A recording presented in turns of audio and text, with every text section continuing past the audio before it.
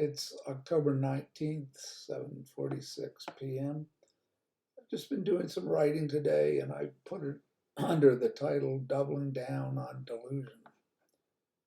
It's subtitled The NATO Alliance in Tatters. The NATO leaders are just as detached from reality in Europe as are their counterparts in the US. This wouldn't be so alarming except for the fact that the people themselves are similarly detached. The people, more properly known as the consumers, have been voting into office the same mentally disturbed people for decades. And these fantasists, who both reflect and cater to the public who elect them, have now led Europe into a disaster of epic proportions. In predictable fashion, voters are once more marching in protest. I'm not certain about the case in Europe, but I suspect that it's little different than in Anglo-America, where the protests are invariably led by the favorite pop musicians that have led them in every protest march going back to the protests of the 1960s. I can't imagine that Anglo-Americans would have any idea what to think or what to protest against were they not led by Neil Young, Roger Waters, Bob Dylan, or their modern equivalents, tutored in protest by the beat hippie revolutionaries of the baby boom generation. This was the generation mentored by their forefathers and dubbed by the media the greatest generation. This is the men who fought in the Second World War. This is before women became part of the armed services. The cultural figures most esteemed from that generation being Norman Mailer, William Burroughs, Jack Kerouac, Jack Pollock, Mark Rothko, etc., along with Hollywood actors and directors, one of whom, Ronald Reagan, even became America's emblematic president, as well as the favorite president of Barack Obama and the president Bill Clinton modeled himself after. The great communicator, the great product of Hollywood advertising and staging, a man named Michael Deaver. To point out that following the leadership of the god Dionysus and his Sybarite companions, or the god of Hollywood entertainment, will no doubt be greeted with dismay and jeers and more protest. But that doesn't make it any the less true. America, along with Europe, is apparently going to go down into the dustbin of Western history, clutching its Marvel superhero, Disney memorabilia, and kid robot toys before accepting the grim reality of what's descending on them like a juggernaut. Governments in Europe, like Italy and the ultra-liberal Sweden, have changed from left to right. Italy has gone to the extreme right, returning to Mussolini's fascism, only with a female face, appropriately for these times. This isn't so much a change as putting on a new mask, or as the old saying goes, putting lipstick on a pig. In other words, Italy has long been ruled by the Vatican, along with the mafia, secret police, military, and politicians it holds in its pocketbook. France similarly was not only perfectly content to have Hitler take over Paris and rule with the Vichy government, just as long as the famed Parisian entertainment and art community were undisturbed. Jews were turned over to the Gestapo for extermination, while the myth of a valiant resistance was manufactured by the ever-resourceful entertainment movie industry. France and Italy are now at war, just as France is at war with the United States. It's not a shooting war yet. Economic wars, however, economic wars, which is where it stands currently, tend to lead to alliances with one side or another eventually. For example, Italy has already allied itself in a trade deal for energy with Russia, just as have the Eurasian countries assembled a short while back, including OPEC, with the North Koreans, throw in the people of the Americas, the Nicaraguans, the Cubans, Brazil, the rest of South America, I would imagine. All the people sending their immigrants up over the border into the United States, none of whom we're vetting or have any interest in finding out who they are and detaining them for a few minutes to see whether they are carrying diseases or cartel identification or drugs, illegal drugs. This is a madness that's descended on America. And I'm pointing to where the origins of where all this came from. The European Union has completely disintegrated, just as the quote, United unquote States, which has long been a fictitious title going back not just to the Civil War of the 1860s, but all the way back to the foundation of the Republic, following the Revolutionary War for independence from Great Britain. In reality, the Northern radicals in Boston dragged along the Southern colonists who were by and large not inclined to go to war as they were prosperous under British rule. There were also a lot of people who fled America that didn't, and called Tories up to Canada because they didn't want any part of leaving the crown. They were content to pay taxes as well. It was, the radicals, by and large, that's the historical uh, pattern. It's recognized by William Butler Yeats, a member of the Hermetic Order of the Golden Dawn, in his poem The Second Coming. The best lack all conviction, while the worst are full of passionate intensity. Another way of putting it was Edmund Burke, which is the triumph of evil is guaranteed as long as the good people do nothing. Paraphrasing. The founding documents written in English, founding documents of the Republic, outlined the basic belief systems, which were a patchwork of the Hermetic Jewish Kabbalah, astrology, occult, tarot, geomancy, and alchemy. These same occult belief systems mutated in splendiferous profusion, along with modern artists across Europe. The extensive use of hallucinogenic drugs, long associated with the mystical beliefs of practitioners going back to the ancient mystery religions. I note that cannabis was found among the burial remains of the Egyptian deities, accompanied the various flowerings. The beliefs became ever darker as black magicians like Aleister Crowley, who splintered off from Yeats's Golden Dawn and eventually founded his own black sex magic religion called Thelema. Thelema was based in the magical beliefs of the pharaohs, with tantric yoga thrown in to enliven the sexual practices of his followers. Crowley can be seen as the source of the paganism which came into full flower in the counterculture of the 1960s, primarily through Jimmy Page, who disseminated Crowley's writings, reprinting all of his books through the metaphysical bookstores that Page established in London, and they moved across rapidly into America. He reprinted Crowley's works, enabling whoever had a mind to try their hand at casting magical spells as well as curses were able to do so. You had teenagers, when I was in high school in Annandale, that's Northern Virginia, it's outside of DC. It's where Jim Morrison was in Alexandria, and Frank Zappa was in Baltimore, whose father worked in chemical manufacturing at a base outside Baltimore, Aberdeen Laboratories, I think it was. All of this, the counterculture, comes from the World War II generation, the military industrial complex, in one way or another. There are also other nefarious and dark associations between musicians like Warren Zevon, whose father was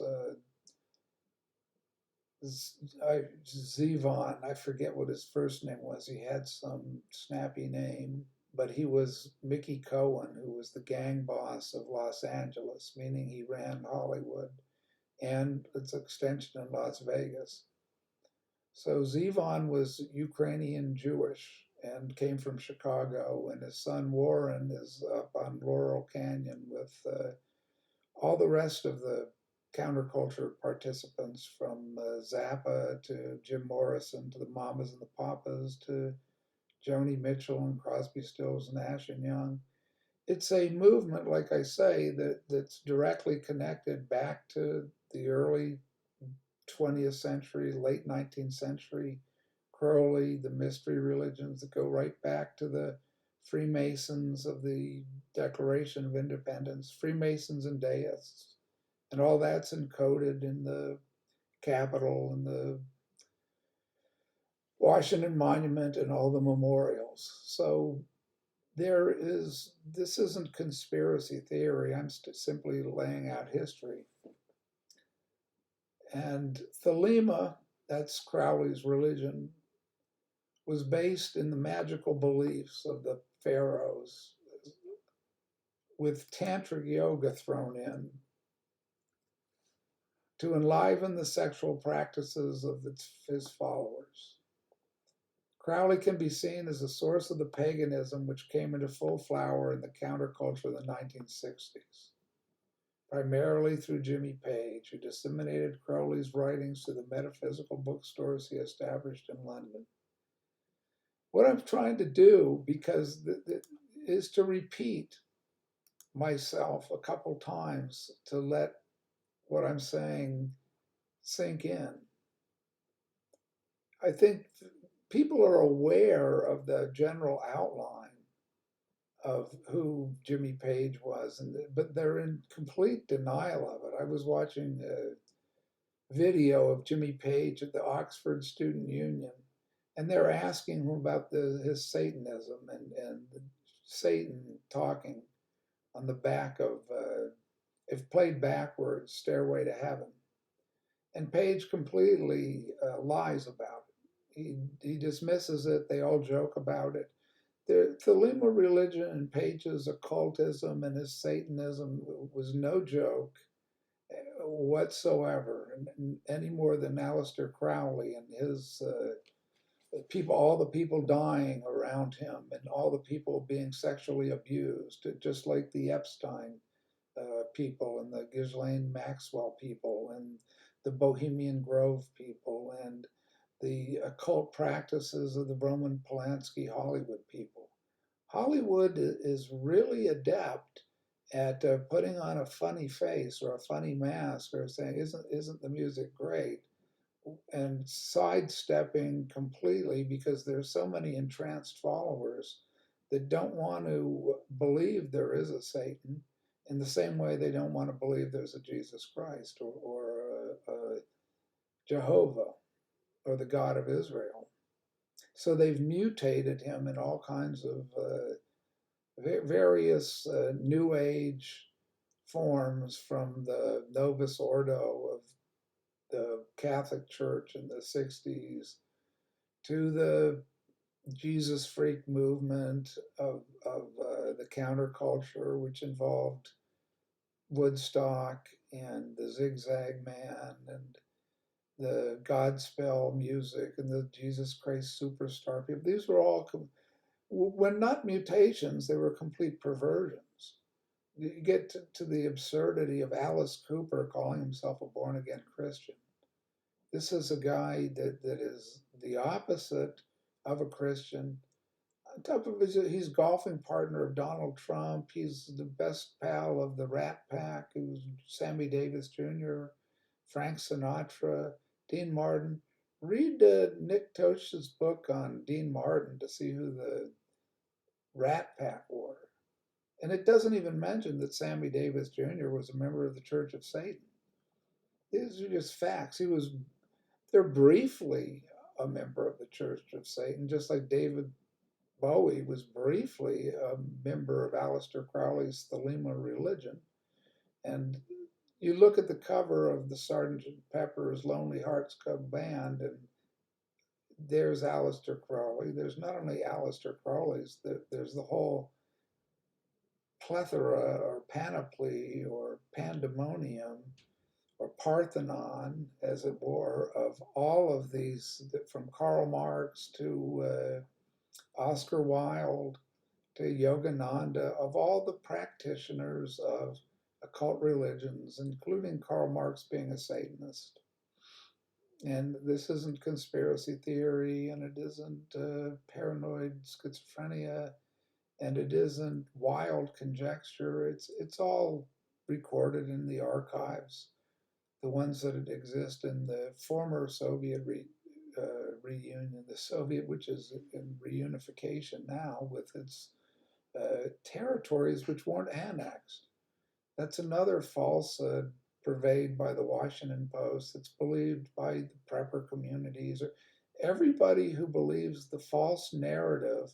It's not of the Washington Post and the New York Times starting in the 60s. It begins back in the when the papers were first originated and the mass production of the printing press. But who does anybody imagine is responsible for the genocide of the Native Americans, if not the New York newspapers calling for their extermination, and that being carried out by none other than Union generals like William Tecumseh Sherman, who was a Freemason, incidentally.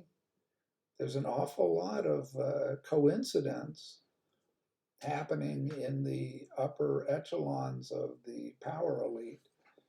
And what the words actually used by Sherman when he was speaking of what should be done with the Aboriginal peoples inhabiting what's currently the state of California, where San Francisco and Los Angeles are located with their occult belief systems, was a final solution to completely exterminate the Aboriginal people, which was carried out. There was one survivor named Ishi who was put on display in the Smithsonian Museum for all the racist curiosity seekers of none other than New York City, where all the anti-racist liberals come from.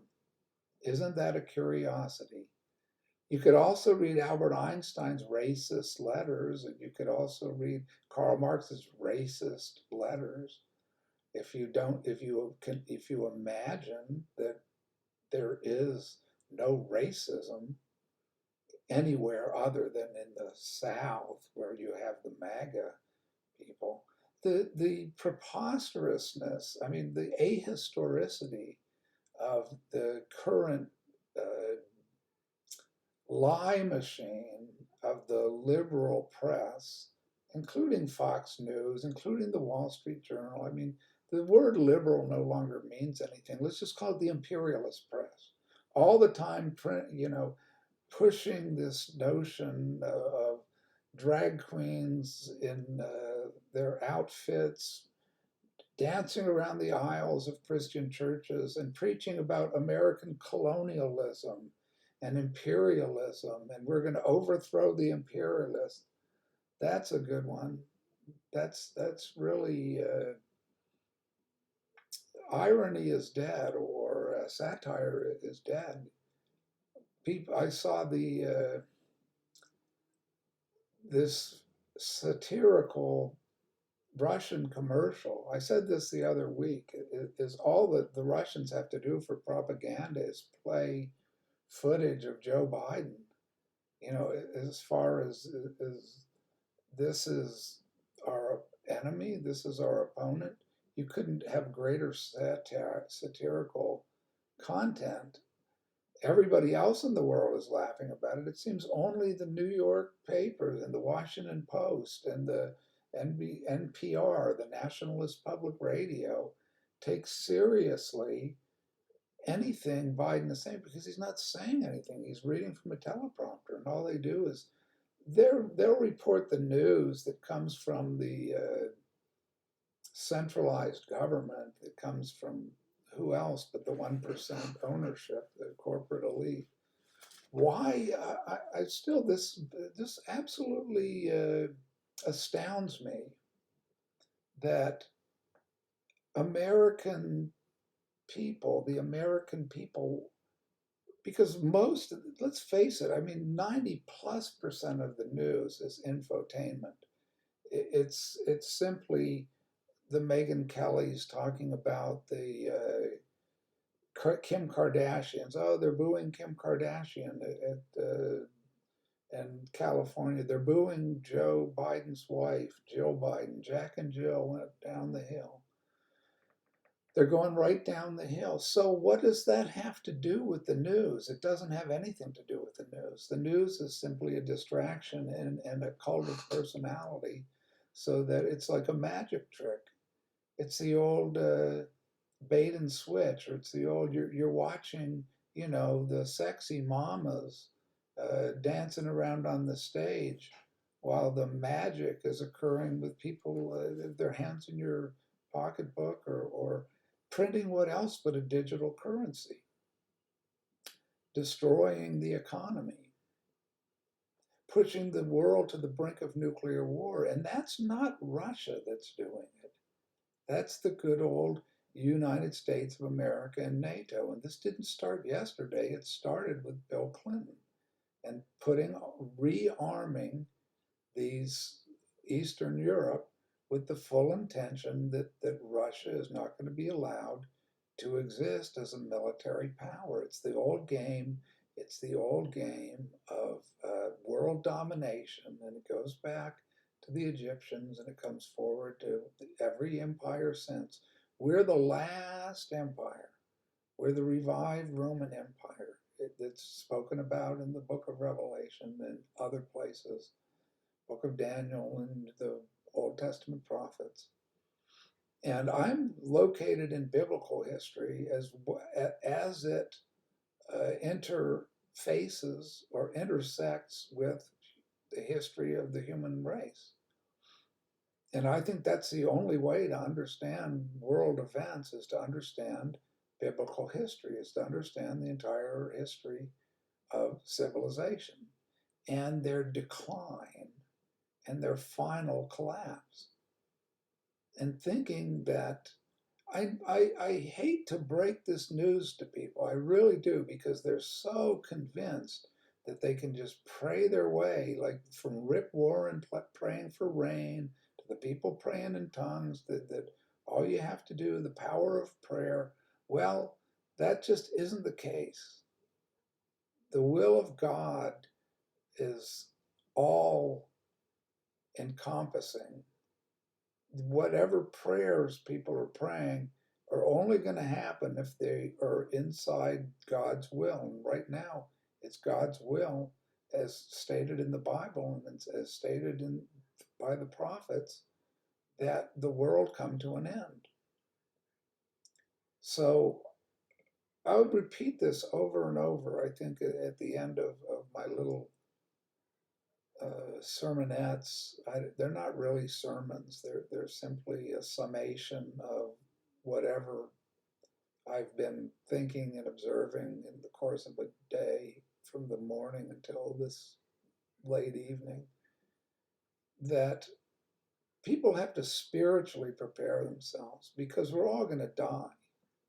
I mean, we're all going to die, and this is not a planet that's going to be resuscitated because we're poisoning it. It has nothing to do with global warming. I mean, all global warming aside, everything is toxified. We're making toxic food. Bill Gates is turning, buying up farmland to make chemical food. Plant-based food has 6 chemicals in it, carcinogens. So people are duped into saying, oh, it's natural, it's organic. We have to save the planet by no longer eating dairy, the food that sustained human beings since the dawn of man. That's why the dairy, that's why cattle were put on earth and animals were put on earth, so that we could sustain ourselves with them, not with chemicals manufactured by Dow and all DuPont and Monsanto. We're committing suicide, but willingly. There's one way to prevent that would be for people to stop eating chemicals and stop buying all this chemical junk and needing the latest app and needing the latest electric car or whatever technology uh, that's going to be replaced within 6 months. Unfortunately, it's called planned obsolescence. So there's no way to opt out of it completely, but there's a way, to minimize your dependence on it. And the beginning of minimizing that dependence is the first step towards coming to the awareness of Jesus Christ. In my belief, that would be the first choice for a redeemer or a savior. I don't know, I don't believe in Buddhism, but I can't, or any of the other religions, but I'm not going to say that I know enough about them other than what I observe in American Buddhists who ain't holy. I'll tell you that much. The American Buddhists are more degenerate if you talk about degeneracy being multiple sexual partners and no belief in faithfulness or no belief in lying or thievery or anything else. I mean, no different than anybody else. They're just like Christians and every other human being, because part of the belief, the Christian belief anyway, is that human beings are depraved. They're born depraved. I mean, Freud believes that. Unfortunately, Freud's belief is that the best way to cure neuroses is to let loose your inhibitions and your repressions, or like John Lennon, you do your primal scream and take as many drugs as you possibly can and have your uh, pleasure trip, along with the rest of the revolutionaries leading up to where we are now, this complete debacle. So my counsel is always to say no to drugs, like Nancy Reagan says, and is lampooned or ridiculed or whatnot. I'm not a follower of Nancy or Ronald Reagan, but I'm a follower of Jesus Christ. And I don't see them as followers. They were consulting astrologers. That's outside the scope of what is allowed by the God of Israel. Any kind of magical practice, divination, sorcery, all this occultism, all the third eye opening and the Kundalini and everything else is not part of the Western tradition belief system coming from the first century. So we're in to me, we're in full on dementia. I mean, we're in it's not just the poisoning by the chemical factories and the toxins everywhere you look. It's poisoning by all this propaganda that's nonstop, and entertainment and